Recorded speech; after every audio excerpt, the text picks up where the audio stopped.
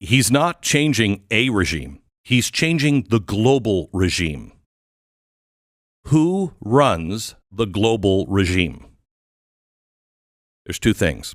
One, China. China, Russia, Iran, they're running what I would call the Axis powers, okay? You have to start thinking, as I told you last year, we're in World War III, you just don't know it yet. We're in a Cold War. Hope to God it never becomes a hot war. But what Donald Trump is building is this arsenal so it doesn't go into a hot war. FDR waited too long.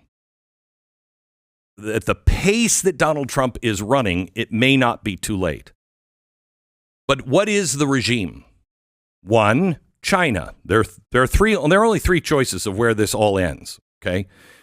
Because everybody's economy is falling apart. The whole system is falling apart. It doesn't work anymore. Okay. One, China, Russia, Iran. Two, the WEF. The WEF is the Great Reset. That is a global government run by oligarchs and businesses and banks. The ones that are doing it, WEF, read my book, The Great Reset, and all of the oligarchs and the banking system, who's the big foe of the United States right now in Europe. It's certainly not, France. It's Christine Lagarde, the central banker of Europe, the European Central Bank. She's the one that is coordinating all of the currencies, everything that's going on to bring them into this fascistic WEF world. Okay.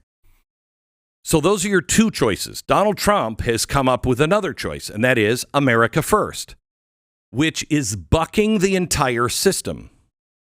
It's saying we're not going to go with the WEF. We're not going to be run by corporations and a bunch of faceless people and all these oligarchs. No.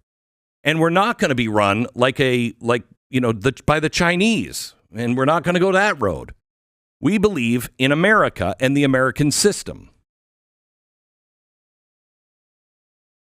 That's the regime change. He's overthrowing what the Western world was doing, the WEF, the Great Reset. We were all in on that. All that global warming, all of that red tape, he's throwing all of that out. We're not doing any of that. We're going here.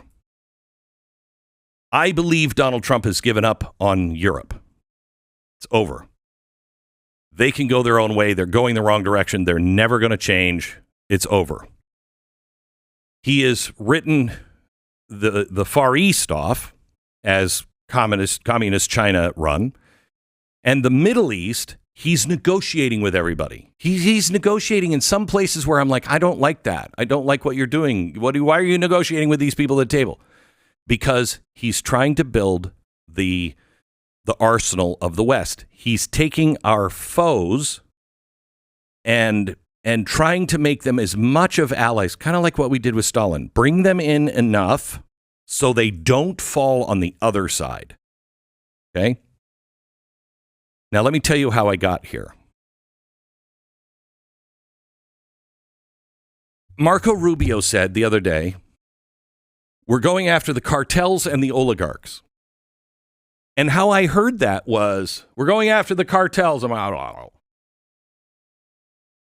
And I didn't even pay attention to the second half of that sentence. I paid attention to the cartels. Okay?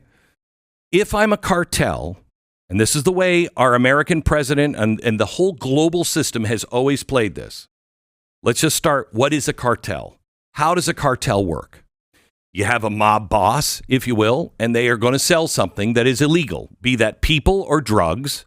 They're going to do illegal things. So what does the cartel boss need? The cartel boss needs mules to move product, needs enforcers to keep people in line, and they need the workers, the chemists and everybody else to actually procure and make the product, right? That's where you start. To keep that going, however, as you grow, you also need the cops, the judges, and the politicians. You got to have them in your pocket. Otherwise, they'll shut you down. If you have those things, this is where all presidents and everybody else stops. Where are we doing? We're going into Venezuela. We're going to get the kingpin of the cartel. We're going to go in and we're going to get Maduro. He's the kingpin of the cartel. True. Absolutely true. And we're going to send a message to the other politicians and the judges and the cops and the other cartels. We're watching you. But what happens? Once America stops watching it, it just grows again, right? Over and over again. We've been talking about this system forever. Let me go back to the cartel. What is a cartel? Because there's one part we never, ever talk about. We never talk about it. What is the other thing a cartel must have to be successful? The banks. They must have the banks. Remember, they have the politician. Let's think of this as Epstein. Epstein, in his last couple of years, moved $13 billion. Somebody check on that. $13 billion. He moved it. There were like 70 what are called yellow tickets. Whenever the banks spot money being moved into offshore accounts, et cetera, and they're like, something illegal is going on here, it automatically generates a yellow ticket. Okay? You move $10,000 out of your bank and you do it every Friday, a yellow ticket is going to come up with the bank, and it will go right to the Treasury.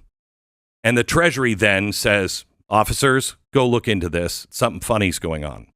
Well, he had like 70 yellow tickets. You can't move that much money into offshore accounts without the bank knowing. The bank did know.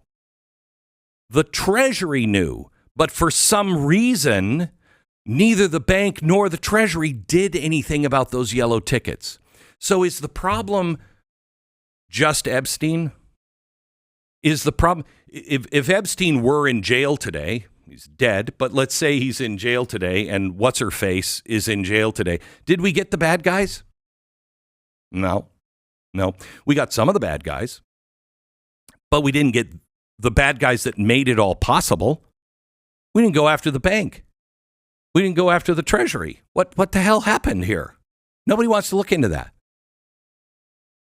Let me tie this back now to the cartels and to we're going after the cartels and the oligarchs. Maybe I'm giving them too much credit, but I hope this is true.